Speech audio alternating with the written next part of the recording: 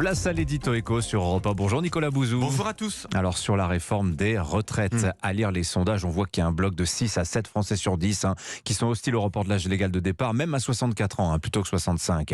Alors est-ce qu'il y a des alternatives pour combler le déficit? Une enquête IFOP datant de jeudi dernier révèle que 58% des Français préféreraient qu'on augmente leur taux de cotisation retraite. Oui, on entend ça de plus en plus. C'est d'ailleurs une proposition récurrente à gauche. Alors je vais vous dire ce matin pourquoi je pense que c'est une mauvaise idée. Bon, je vous redonne rapidement les données du problème. Vous les connaissez. Un peu plus de 10 milliards de déficit par an sont prévus à terme, à l'horizon de quelques années, sur des revenus qui sont de plus de 300 milliards. Ça, c'est l'argent collecté pour les retraites. Donc c'est vrai que ce déficit, il existe, mais il n'est pas énorme. D'ailleurs, ce que nous dit le Conseil d'orientation des retraites, c'est qu'on pourrait le combler en augmentant les cotisations patronales de 0,8 points. Bon, 0,8 points, c'est pas un effort impressionnant, c'est plutôt faible, non? Oui, mais je voudrais quand même vous faire deux remarques, Dimitri. Première remarque, cette hausse de cotisation, elle serait répercutée d'une façon ou d'une autre sur les salaires, parce que les entreprises aujourd'hui ont des marges qui sont relativement basses. Elles sont basses en France, de façon générale, et elles sont sous pression des prix de l'énergie et des prix des matières premières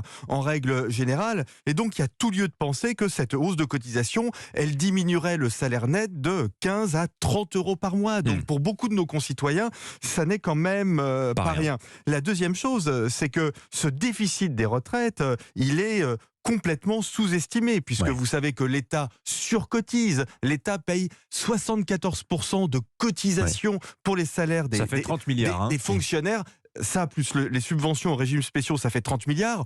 Aucune entreprise privée ne pourrait payer autant. Donc, taper dans la poche des salariés pour financer un déficit qui est sous-estimé, c'est sans doute pas la meilleure des solutions. Alors, autre idée qui est très populaire, notamment chez les Insoumis, Manuel Bompard l'a mentionné jeudi dernier sur Europe 1, ponctionner les dividendes versés aux actionnaires, les dividendes des entreprises cotées. Oui, alors les dividendes sont déjà... c'est 80 milliards cette année. Voilà, bien sûr. Alors, ils sont déjà taxés, les dividendes, mais surtout, ce que je voudrais vous faire remarquer, c'est que le dividende, c'est une part des profits.